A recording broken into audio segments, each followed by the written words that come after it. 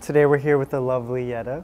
Yetta, thank you for making it out here to tell us your story. Thank you. We're going to give you this Raw Deal t-shirt as a token of our appreciation. Excellent. I know you'll like it. Yes. Thank you. So tell me a little bit about yourself. Where are you from? Originally, I'm from Maryland. Okay. Moved to Florida in '89 All right. and developed a little bar business. Very cool. And we did a lot of rock and roll bands, and then sold the bar, and then went into the health industry.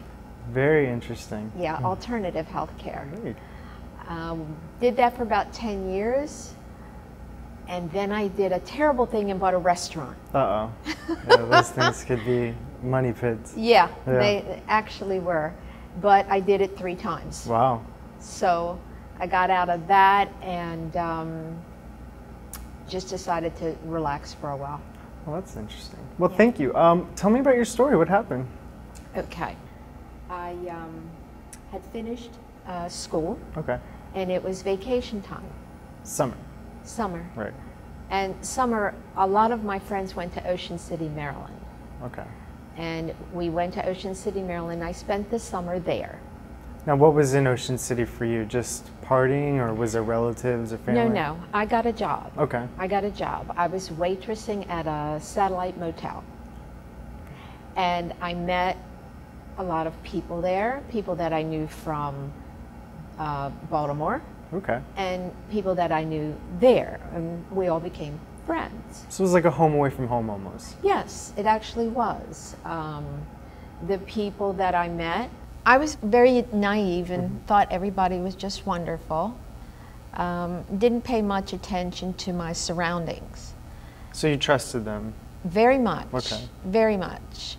And again, then you threw your pocketbook anywhere. Right. It didn't matter. You would go to a party, your friends are there, you get all excited. Well, I mean, still people do that now. I mean, it's not too uncommon. Okay, well, that's a good thing to hear.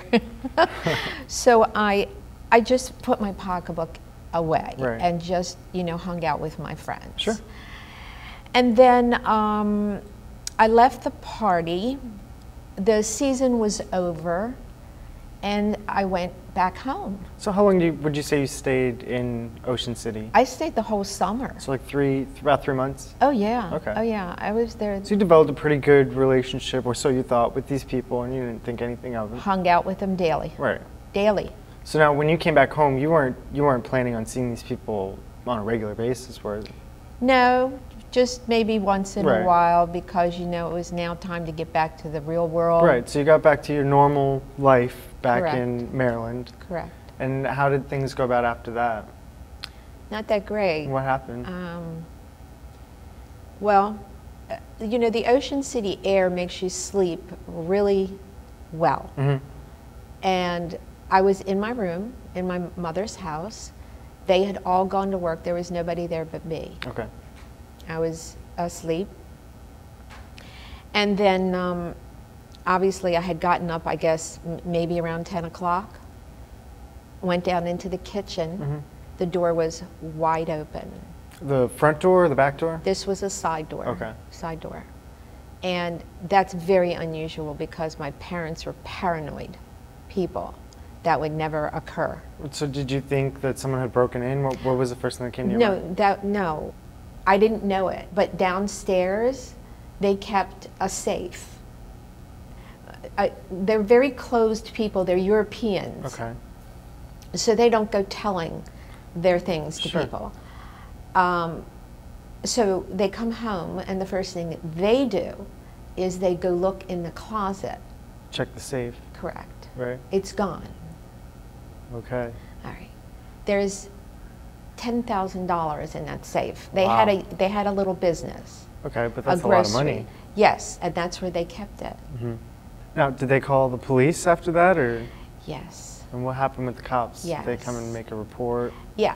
They came in, and then they started questioning me. Well, you were the only person in the house, so that makes sense. Right.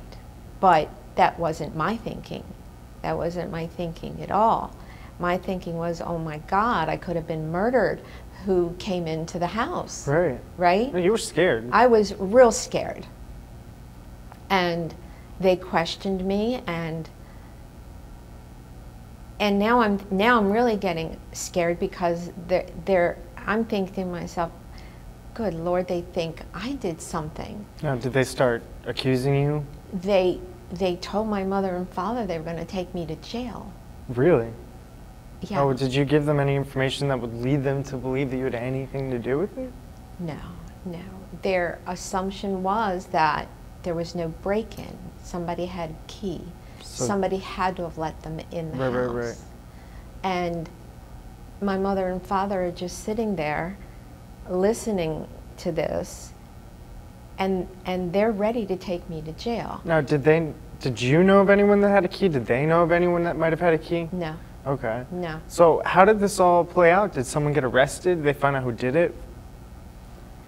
They took me to jail that night. I was really, really, really mad. Yeah. I wasn't mad at the police. I was mad at my mother and father. Because they let them take you away, didn't they? They let them take me, Right. and they actually believed that I did it. That broke my heart. Right. It did. So I stayed in jail that night. Okay. I don't think I ever forgave my mother and father for that. It's hard. That's a tough situation to be in. And they returned me home. And then at that point,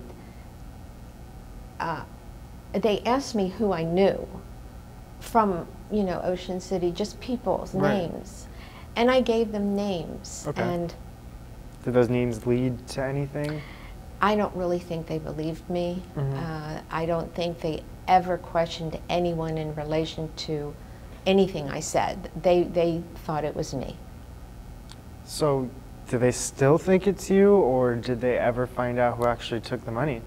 They never found out who took the money. What happened was I had gone to a party. It wasn't really a party, it was a bar with a couple friends. And I had to have a ride home, so one of the guys there that I knew drove me home. Sure. But he didn't drive me home. Where'd he take you? He drove me in back of my mother's house. And in back of the house, it was a very small car. Right. He jumps on top of me and he rapes me. Really? Yeah. Did you ever go to the police about that? I was driven insane from all this. So I go into the house not knowing what to do. I go to bed. Yeah. And I found out later the person that did that, Right. he was the one that actually stole the money. So this same guy who violated you Correct. also came in your house and ended up stealing your parents' safe. Yes. So Yeah. he did a lot of damage to you. He did. Ruined your life. Yes. My parents put me in jail. This guy that raped me, he's the one that stole the safe. Right. He's the one that caused all the turmoil in my life. The police did not believe me. Your parents still don't believe you. My parents never believed it. They always thought I had something to do with it. And I called the police actually several times and gave them this man's name. I said that he was the one that actually took the safe. And again, they never ever believed me. And I had a really hard time with men after that. I can imagine. A real hard time. I'm sorry that you had to go through all that, and yet I appreciate you coming out and telling us your story. Thank you. Thank you very much. And now it's your turn. Go to myrawdeal.com now and vote for which store you think got the rawest deal. Maybe it'll be story number 1. It could possibly be story number 2. It could even be story number 3. The choice is yours. Get up now and go to your computer. Type in myrawdeal.com and vote. I'm your host, Anthony Castaneda. Thanks for watching.